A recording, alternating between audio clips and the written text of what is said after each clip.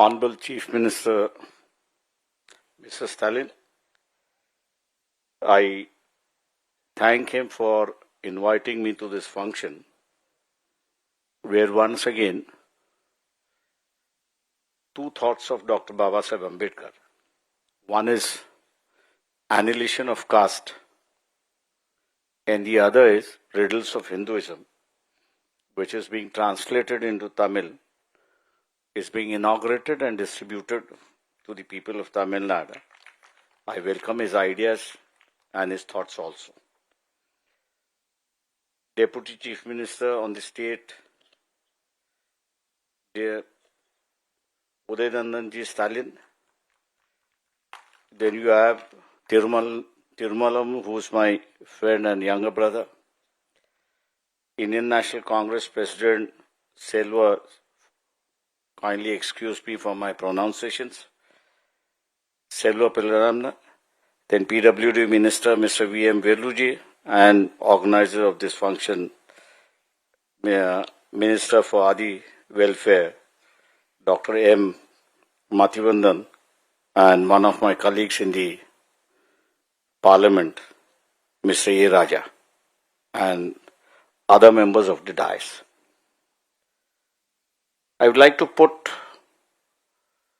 the annihilation of caste not in the sense we look at annihilation, but in the other sense, does it amounts to building of a nation and putting across the Indian society the grounds on which India could not get freedom for the last 2000 years as we see it. Yes, I would say, what are the drawbacks of the caste? That is one of the most important. One of the most important thing which Dr. Ambedkar spoke in the annihilation of caste, does theology support the caste system? And if theology supports the caste system, then it is going to be a matter of life, and for years to come, a part of an Indian society and the Indian living beings. So there he suggested was that those Shastras on which the caste system is based, unless they are destructed, unless they are thrown away, you can't have a society which is built on equality, fraternity, and brotherhood. I again thank the Chief Minister for making 14th April a day of equality. At least that gets into the minds of the common man that our goal in future is to establish an equality in the society, and that is going to be the basic feature of the Indian society. I think so that's an idea which has been being grouted from a state. We are divide India into two parts, above India and below India. The states below India has been a progressive state, a changing state, and acceptable to the new forms of society. What originates from the states which are lower down India later on becomes part and parcel of the rest of the country. And there I think so we are the southern states, I may put it, are the leaders of the social movement in this country, which is accepted by the northern states after a period of time. So what needs to be done now is basically we have to build up an associated society, an associated life of living. In that associated life of living, there is a new concept which has come up as honor killing. I am glad that the report on crime published by the Government of India states that Tamil Nadu has one of the least honor killing in the state. I would request the Chief Minister that there is no law as far as honor killing is concerned. If the state can take up this issue and frame a law, I think so that would be the guiding principle for the rest of the nation, where honor killing has now become a part of life. They place a life of a people, a life of a person, secondary to the life of the society or to the caste. The life of the caste is taken as the first part, and the life as a person taken as the second part, and where he is sacrificed in the name of caste. I think so that's one issue which needs to be addressed, and that will be addressed because this is one of the most important things which Dr. Ambedkar said it, that caste destroys the concept of ethics and morality. If you want to have ethics and morality again, we have to address the new systems which are emerging, and honor killing is one of the new systems which is emerging in maintaining the society, maintaining the caste system in this country. The other issue which Dr. Ambedkar spoke of is that the caste does not allow an association within the society. If you have to take the example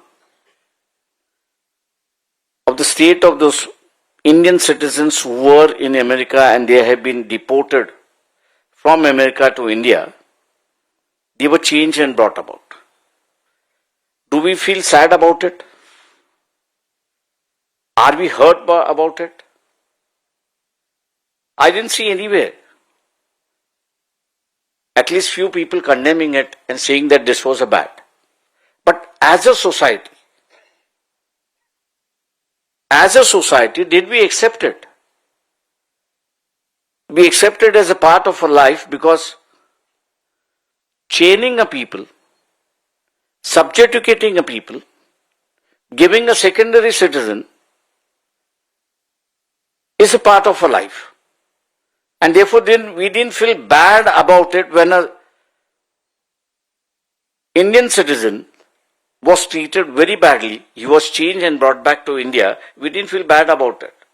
And that is where the associated living of a people comes into issue.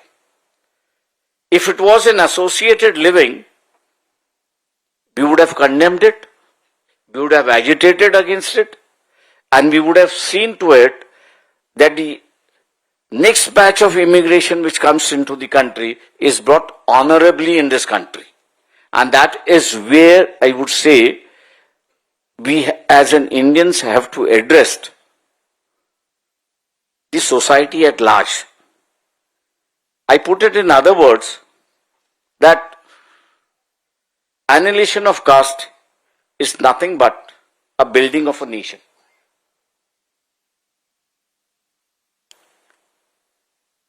If you want to really build up a nation, because I don't still believe after being in 40-45 years of in this political life,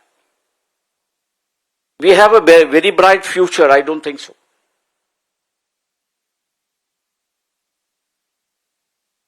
But there is no guarantee. I'll just ask you one simple question. Don't answer me, answer it to yourself. In the present situation, whom do you think at the national level is a person who you would like to believe? Answer yourself within 1 minute. I've been posing this question for a long period of time. But the answer is nil. You have to think over it. It is not spontaneous. If it is not spontaneous, it means there's absence of person whom you can believe. If there is absence of person whom you can believe, then what happens during crisis?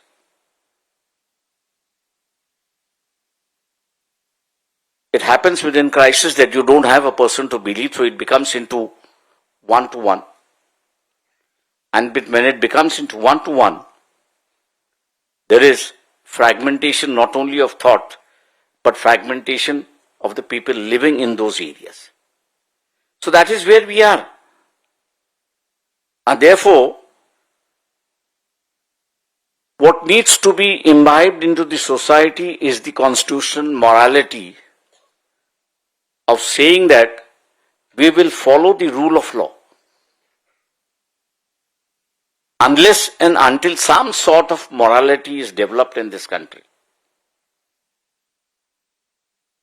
Some sets of rules of morality are developed in this country, which will be not only a guiding principle, but which will also be an ideas on which he can decide whether it's on right side or the wrong side of it. Moral principles are principle which gives you, are you on the right side or on the wrong side?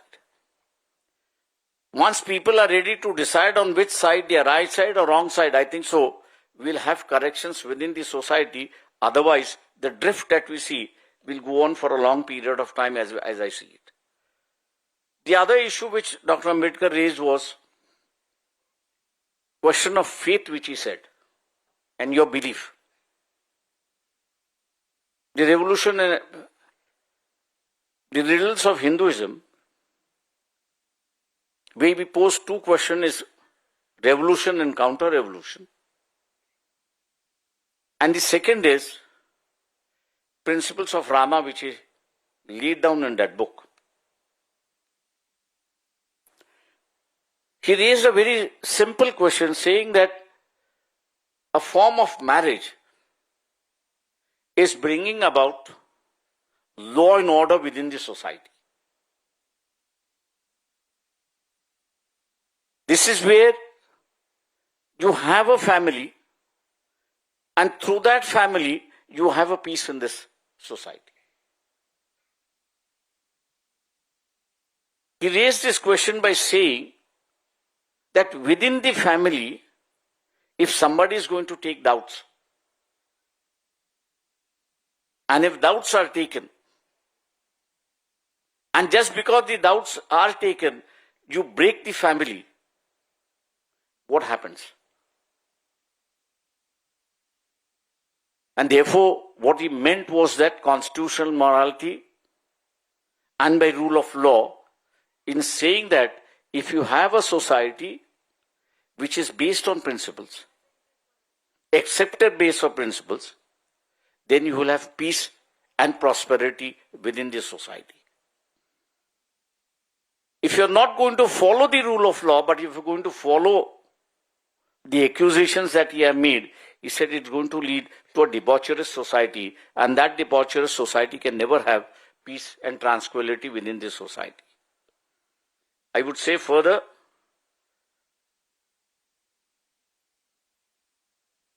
that once we look at the caste, what has it created? I would say it has created a dead end. It has paralyzed the society. It has crippled the people. And it has made helplessness as it is.